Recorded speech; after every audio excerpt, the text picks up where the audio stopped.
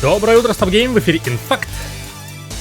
Посмотрите, какой миленький арт наваяли ребята из Band Studio в честь выхода 3D-платформера Astrobot. Паренек на переднем плане — это Дикон из Days Gone, последней игры студии. Франшизой Days Gone, к сожалению, стать не успела. На релизе ее не взлюбили, а когда все поглядели на игру трезвым взглядом, уже было поздновато, лавочку прикрыли, хотя сейчас вот уже несколько лет и идут разговоры об экранизации. Разработчики из Asobi решили увековечить влияние проекта на игровую индустрию и добавили туда маленькое, миленькое камео Дика вместе с его остальным конником. И сценарист Days Gone увидел в этом чуть ли не личное оскорбление в свой адрес и усмехнулся с того, как его студия дала добро на такую репрезентацию персонажа. Дескать, и тут цитата, «низвели Дикона до рекламирования чужих игр». И далее он развернул эту мысль до, опять цитата, «мне показали, как моего персонажа превратили в мультяшного зазывалу какой-то мелкой игры, и меня еще грубияном называют. Присядь, пацанчик, тут взрослые разговаривают». Конец цитаты. Дальнейшие цитаты я проговаривать не буду, но суть в том, что дальше он пустился оскорблять и обвинять уже аудиторию, которая пыталась вразумить дядьку. Учитывая то, что таким образом игру наоборот признали частью большой семьи, важным культурным наследием наряду со всякими Резидентами, Silent Hill'ами и прочими Metal Gear'ами, высказывания Джона Гарвина, сценариста Days Gone, Siphon Filter, Resistance Retribution и, например, Uncharted Golden Abyss, теперь звучат как обидка конкретно и лично к Sony и PlayStation с их политикой и так не раскрывшейся франшизы, на которую он, очевидно, потратил немало сил и времени. Примечательно, что реакция Сэма Уитвера, исполнителя главной роли в игре, была строго противоположной, и он тут же полетел покупать игру, чтобы поскорее отыскать там своего персонажа. А это, кстати, арт художников Band, сопровождавший релиз Concord, как говорится, со смыслом. Развивая тему PlayStation. При запуске Astrobot складывается явное впечатление, что разбитая в начале PlayStation 5 в конце превратится в более мощную версию себя. Многие шутили, что таким хитрым образом PlayStation завуалировала анонс PS5 Pro, и в игре этого не происходит, по крайней мере, я такого не нашел. Но исправить ситуацию решила сама PlayStation и ее ведущий архитектор Марк Серни, которые вот уже сегодня в 6 вечера по Москве проведут некую техническую презентацию, слоганом которой является PlayStation 5 «Путешествие продолжается». Официально нигде не говорится, что здесь конкретно, точно и однозначно предъявят миру Pro-версию плойки. Однако зря дергать Серни для 10-минутной презентации, наверное, не стали бы. Да и слоган многообещающий. Так или иначе, правда вскроется уже сегодня. Переходим к вещам более насущным, по крайней мере, судя по реакции фанатов и комментариям на сайте под новостью. У экранизации Minecraft появился первый трейлер, и многие удивились неконсистентности графического стиля. Майнкрафт круглая, живые люди смотрятся здесь неподходяще, овца вообще стала иконой дурновкусия, и многие небезосновательно сравнивают ее с первыми итерациями киношного Соника. Это все мнение из комментов. И там же в комментах нашелся умелец под ником Alumio, который буквально за пару дней сделал все правильно и перекатал весь трейлер внутри самой игры. Я не художник и не аниматор, но мне кажется, что выглядит нормально вообще. Как говорят у нас в коллективе, чиназес, сюда. Конечно же, ясно, что Warner Bros. Не могла просто сделать Machinima или Minecraft The Game с именитыми голосами и отдать это в прокат кино. Придумать свою интерпретацию знаменитого кубизма для больших экранов было необходимо. Но показательно, что вот эту поделку дяденьки из комментов народ принимает, а скругленный во всех местах Minecraft нет. Акция «Не верьте, проверьте» доступна по ссылке в описании, там в посте оба видоса рядышком лежат, можно посравнивать лично.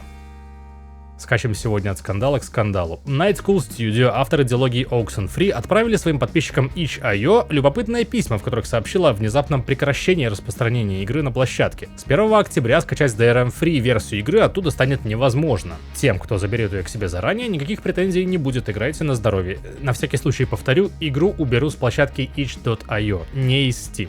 Фанаты, конечно, огорчились и стали задавать извечные вопросы, ответов на которые у студии пока не нашлось. Но самой популярной теорией является влияние Netflix, которая купила создателя игры со всеми потрохами еще в 2021 году и, видимо, захотела, чтобы ее можно было вот так легко найти в DRM-free виде. И еще одна скандальная новость с еще одной удачной связкой через недовольных фанатов. Уже несколько лет, мне кажется, пару раз в год стабильно поднимается у нас в выпусках тема спасения Team Fortress 2 от засилия читеров и ботов. И видосики посвящают, и блогеров подключают, и петицию распространили. Подписали ее, кстати, более 340 тысяч человек. И чтобы эта цифра показалась Valve более явной и видимой, авторы петиции потратились на прям физическую, аналоговую, бумажную книгу в твердом переплете, в которой нашлось место всем тысячам отозвавшихся людей и самой просьбе спасения спасти TF2. Вот на днях книга наконец добралась до офиса Valve, где взгромоздилась прямо на титульный вентиль. Жаль, что задумка немного опоздала в своем намерении, ведь великая чистка игры от ботов уже произошла. И более того, на этой же волне Valve обязалась выпустить уже как будто бы заброшенный комикс об игре. Впрочем, говорить о новой жизни игры сейчас, по крайней мере, рановато. Все силы разработчиков из Valve сосредоточены на полировке новой шутер-мобы Deadlock, и уже до релиза аудитория у нее будет поболее, чем у старушки Team Fortress. На днях в сети появилась информация, мол, Rockstar Games перенесла релиз Grand Theft Auto 6 с 25 года на 26.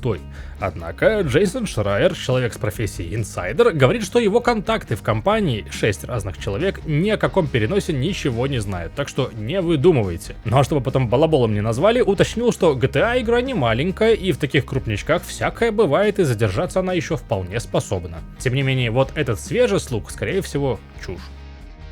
Организаторы престижной телесериальной премии Эмми назвали победителей в подразделе Creative Arts Awards. Среди знакомых лиц засветилась, например, сериализация Fallout. Номинировалась аж 13 раз, но статуэткой забрала 2 за выдающееся руководство в музыке и выдающуюся медиапрограмму с повышенным погружением, то есть за сайт Fallout World 33, оформленный в стиле классических квестов от первого лица. Но это-то ладно, в премии была номинация «Выдающиеся инновации в медиапрограммах с повышенным погружением».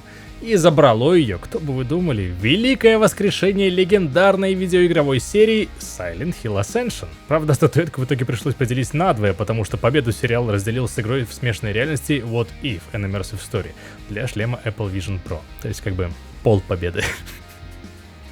Кек.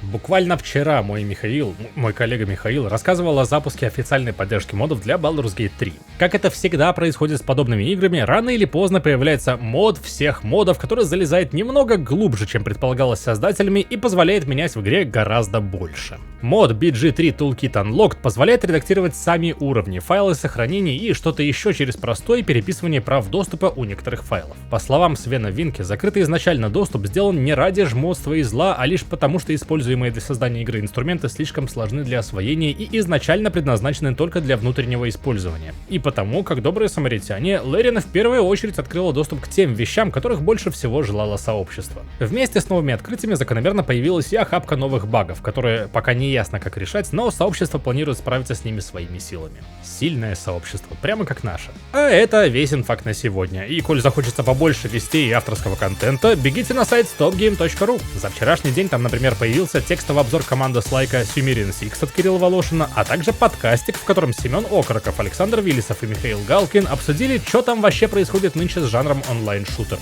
Про Конкорд наконец-то послушайте, хоть посмертно. Доброго дня!